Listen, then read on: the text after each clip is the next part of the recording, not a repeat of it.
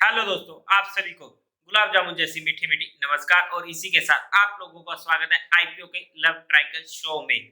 जी हाँ, third IPO हम जहाँ पर डिस्कस करने वाले हैं बीका जी का आईपीओ। नाम सभी ने सुना होगा, काफी फेमस नाम जी रहने वाला है। काफी ज्यादा लोगों के मुंह में तो पानी भी आ चुका होगा। आज के इस आईपीओ रिव्यू में हम कंपनी के बारे में हर डिटेल डिस्कस करने वाले हैं। कंपनी की बेसिक इंफॉर्मेशन क्या है, कंपनी के पॉजिटिव्स, नेगेटिव्स, इसके फाइनेंशियल्स क्या रहने वाले हैं, इसी के साथ साथ कंपनी का टाइम टेबल क्या रहेगा और कंपनी की वैल्यूएशन क्या रहने वाली है और एट लास्ट में मेरा इसमें फाइनल डिसीजन क्या रहने वाला है। Simple and clear cut words में आप लोगों को पता लग जाएगा। तो अभी से ही इस वीडियो को लाइक और शेयर जरूर कर दीजिएगा। तो देवियों और सज्जनों, आप लोगों का स्वागत है आईपीओ के लव ट्रायंगल शो में। बिक्काजी फूड इंटरनेशनल लिमिटेड ये कंपनी ला रही है अपना आईपीओ। अगर हम बात करते हैं ना इंडिया के लार्जेस्ट एफएमसीजी ब्रांड्स का, तो उनमें से एक नाम इस कंपनी का बीकाजी का आता ही आता है। और अगर हम कंपनी के प्रोडक्ट रेंज की बात करते हैं तो मेनली जो 6 कैटेगरीज में आते हैं: भुजिया, नमकीन, पैकेज स्वीट्स, पापड़, वेस्टर्न स्नैक्स और इसी के साथ साथ अदर स्नैक्स। जहां पर इनके प्रोडक्ट्स काफी ज्यादा गिफ्ट पैकेज में आते हैं, जो हम ज्यादातर तो फेस्टिवल्स पे अपने रिश्तेदारों को ही गिफ्ट कर देते हैं। और अगर हम बात करें 30 जून 2022 के पहले 6 मंथ्स की, तो कंपनी ने जहां पर 300 प्रोडक्ट्स को अंडर द बीकाजी ब्रांड में सोल्ड ऑफ किया है, जो कि एक अच्छा फिगर रहने वाला है। इसी के साथ साथ बीकानेरी भुजिया सभी ने सुना होगा और खाया भी होगा। मैं तो पर्सनली खाता ही खाता हूँ। ये प्रोडक्ट इनका लार्जेस्ट मैन्युफैक्चरिंग है इंडिया में, जिसकी एनुअल प्रोडक्शन होती है 29,000 टन की। और इसी के साथ साथ जो इनका दूसरा प्रोडक्ट रहने वाला है हैंडमेड पेपर, जो इंडिया का सेकंड लार्जेस्ट मैन्युफैक्चरिंग होने वाला है। इसकी एनुअल अगर हम प्रोडक्शन की बात करते हैं तो वो भी 9,000 टन की रहने वाली है। अगर हम 2022 के अकॉर्डिंग देखते हैं, काफी अच्छे फिगर हमें जहां पर देखने को मिल रहे हैं।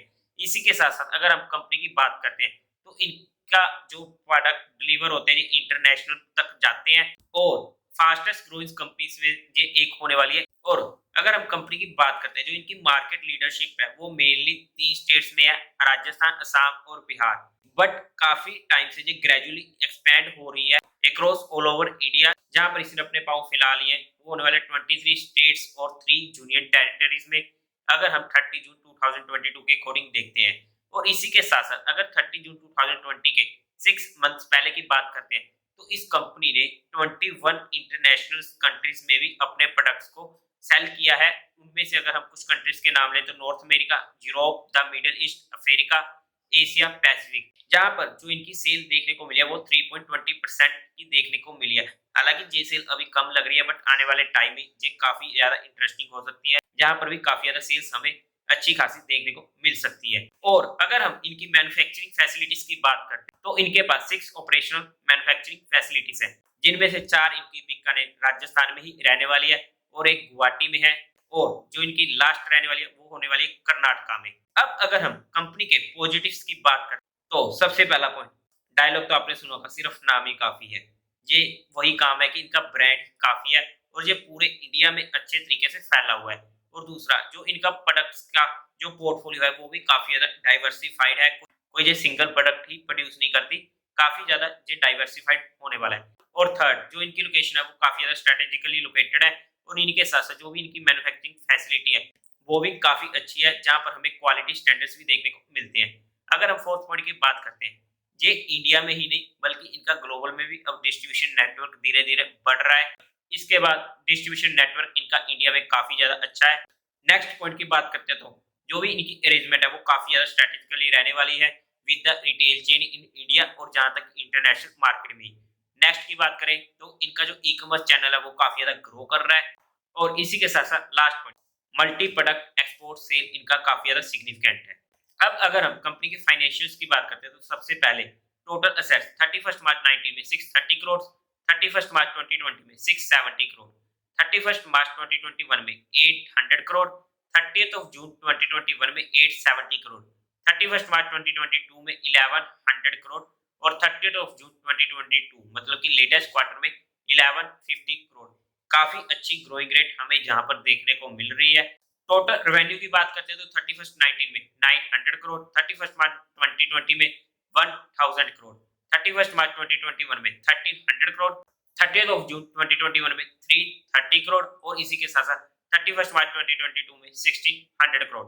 30 जून 2022 लेटेस्ट क्वार्टर में अगर हम बात करते हैं तो 420 करोड़, जहां पर भी हमें अच्छा खासा टोटल रेवेन्यू में भी इजाफा होते हुए दिखा है। अगर हम पीएटी की बात करते हैं तो 31 में 50 करोड़ का, 31 मार्च 2020 में 56 करोड़ का, 2021 में बात करें तो 90 करोड़ का रहने वाला है और 30 जून 2021 में देखते हैं तो 12 करोड़ का, जहां पर प्रॉफिट आफ्टर टैक्स हमें देखने को मिला है, जहां पर फिर से गाड़ी का इनका लगता था एक्सीडेंट हो चुका है। 31 मार्च 2022 में 76 करोड़ का, गाड़ी इनकी फाइनली ठीक हो चुकी है। 30 जून 2022 में 15 करोड़ का। तो प्रॉफिट आफ्टर टैक्स में भी इतनी ज्यादा कोई मेजर कमी हमें देखने को नहीं मिल रही है, हालांकि बीच में इनके प्रॉफिट्स कम हुए हैं, बट अगर ओवरऑल देखा जाए तो ठीक ठाक इनका प्रॉफिट आफ्टर टैक्स भी रहने वाला है।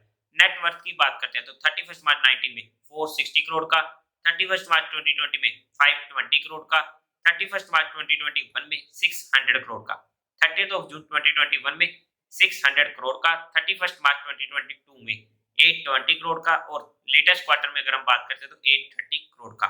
नेटवर्थ भी काफी अच्छा जहां पर हमें रिस्पॉन्स देखने को मिला है। अगर हम टोटल बोरोइंग की बात करते हैं 31 में था 72 करोड़, 31 मार्च 2022 में 52 करोड़ का, 31 मार्च 2021 में 86 करोड़ का, 30 जून 2021 में 100 करोड़ का, 31 मार्च 2022 में 140 करोड़ का और 30 जून 2022 में 156 करोड़ का। जहां पर भी कंपनी बोरो कर रही है but not a major problem, because company भी काफी ज्यादा एक्सपेंड कर रही है उस नजरिए से, जहां पर टोटल बोरोइंग्स में हमें दिक्कत की बात नहीं है अगर कंपनी और भी बोरो करती है तो। इसी के साथ साथ अगर हम कंपनी के ऑब्जेक्टिव की बात करते हैं तो पूरा का पूरा जो इश्यू साइज होने वाला है वो सिर्फ ओएफएस का होने वाला है, जहां पर हमें कोई अच्छा ऑब्जेक्टिव देखने को नहीं मिल रहा है, क्योंकि कंपनी के पास ये पैसा जाएगा भी नहीं तो वो इसे यूज भी नहीं कर पाएगी। अब अगर हम कंपनी के टाइम टेबल की बात करते हैं तो 3 नवंबर को ओपनिंग डेट है, क्लोजिंग डेट रहने वाली है 7 नवंबर, अलॉटमेंट हो जाएगी 11 नवंबर को, रिफंड मिलने शुरू हो जाएंगे 14 नवंबर से, आपके अकाउंट में शेयर्स क्रेडिट हो जाएंगे इफ अलॉटेड तो 15 नवंबर को और इसकी टेंटेटिव लिस्टिंग डेट होने वाली है 16 नवंबर। अब अगर हम कंपनी के लॉट साइज की बात करते हैं तो देखो, रिटेल कैटेगरी में ना एक लॉट से ज्यादा अप्लाई करने का कोई फायदा नहीं है, बिकॉज ये आईपीओ इजीली ओवर सब्सक्राइब होने वाला है। 50 शेयर्स का एक लॉट रहने वाला है जिसकी अमाउंट हमें पड़ने वाली है क्लियर कट 15,000। और स्मॉल एचएनआई में अगर हम बात करते हैं तो 14 लॉट्स जहां पर हमें भरने पड़ेंगे, 700 शेयर हमें अलॉट होंगे जिसकी अमाउंट हमें पड़ने वाली है 2,10,000। और इसी के साथ साथ बिग एचएनआई की अगर हम बात करते हैं तो 67 लॉट्स हमें जहां पर अप्लाई करने पड़ेंगे, जहां पर हमारे पास शेयर्स हो जाते हैं 3350, जिसकी अमाउंट हमें पड़ जाएगी 10,05,000 रुपीज। अब अगर हम प्रमोटर होल्डिंग की बात करते हैं तो प्री इशू 78% है और पोस्ट इशू इसका जो साइज रह जाएगा वो रह जाएगा 76% का। इसके बाद अगर हम इसकी कुछ और डिटेल्स की बात करते हैं तो 1 रुपीज का फेस वैल्यू रहने वाला है। प्राइस बैंड की बात करते हैं तो 285 से 300 रुपीज का जहां पर प्राइस बैंड रहने वाला है। लोड साइज 50 का रहने वाला है। 881 करोड़ का जहां पर इशू साइज होने वाला है, जो कि पूरा का पूरा ओएफएस रहने वाला है। एम्प्लॉयज को डिस्काउंट मिलने वाला है जहां पर 50 रुपीज का।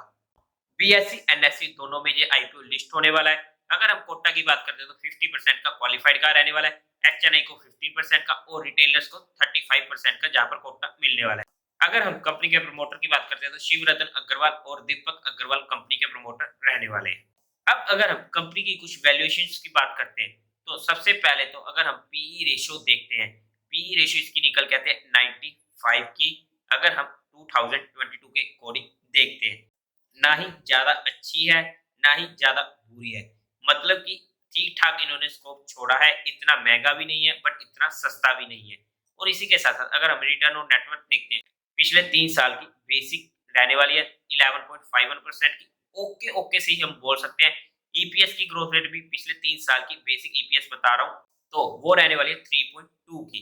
वैल्यूएशन वाइज अगर हम देखते हैं okay okay to slightly negative हम इसको बोल सकते हैं। अब अगर हम पीयर कंपैरिजन में देखते हैं तो नेस्ले इंडिया जिसकी पीई रेशियो रहने वाली है 87 की, Britannia Industries Limited PE ratio रहने वाली है 60 की, डीएफएम फूड जिसकी पीई रेशियो रहने वाली है 78 की, और एट लास्ट में प्रताप स्नैक्स लिमिटेड इसकी पीई रेशियो की तो क्या ही बात करें 750 की, जहां पर हमें पीई रेशियो मिलने वाली है। अब हमने कंपनी के बारे में हर चीज डिस्कस कर ली है। अब कंपनी के ना कुछ नेगेटिव पॉइंट्स भी है। लेकिन उसको डिस्कस करने से पहले हमारे पास जहाँ पर डीमैट अकाउंट होना ज़रूरी है, तभी हम आईपीओ अप्लाई कर सकते हैं। डीमैट अकाउंट का लिंक आपको डिस्क्रिप्शन में मिल जाएगा, जहाँ पर आपको इंडिया के बेस्ट डीमैट ब्रोकर्स का लिंक आपको मिलने वाला है, चाहे वो ज़ीरोधा का हो या फिर अपस्टॉक्स का हो। और इसी के साथ जो भी हमारे लिंक से डीमैट अकाउंट ओपन करवाता है, उसको हम अपने प्राइवेट टेलीग्राम चैनल पे जोड़ेंगे, जहाँ पर उनको एडिशनल इन्फॉर्मेशन प्रोवाइड की जाएगी। अगर हम अब कंपनी के नेगेटिव पॉइंट्स की बात करते हैं, तो सबसे पहले तो हम वैल्यूएशन के वाइज बात करते हैं।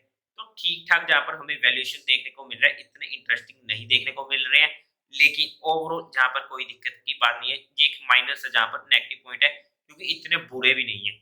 जो इनका दूसरा मेजर नेगेटिव पॉइंट होने वाला है, वो रहने वाला है ओएफएस, मतलब कि ऑफर फॉर सेल। मतलब कि सारा का सारा पैसा जो भी इस कंपनी को आईपीओ के थ्रू मिलने वाला है, वो सारा का सारा जो भी लोग सेल कर रहे हैं इस आईपीओ को, अपना पोर्शन उन्हीं के पास जाने वाला है। इन शॉर्ट कंपनी के पास जहाँ पर कुछ भी नहीं जाएगा। अब अगर हम बात करें मेरे फाइनल डिसीजन की, आईपीओ बुरा नहीं है। अगर हम बात करते हैं इन 4 आईपीओ में से कंपेयर करके, तो ये भी टॉप 2 में से एक ये आईपीओ रहने वाला है। और अगर हम बात करें इसके फाइनल डिसीजन की, तो रिटेल कैटेगरी में तो मैं इसे इजीली अप्लाई करने वाला हूँ, जहाँ पर मेरा बिल्कुल भी क्वेश्चन मार्क वाला सीन नहीं होने वाला है। लेकिन अगर हम एचएनआई कैटेगरी में बात करते हैं, तो वहाँ पर भी ऑलमोस्ट सर्टेन है कि मैं इस आईपीओ को इजीली अप्लाई कर सकता हूँ। लेकिन फिर भी एक बार मैं क्वालिफाइड इंस्टीट्यूट और एचएनआई का वहाँ पर भी रिस्पॉन्स देखना चाहूँगा कन्फर्मेशन के लिए।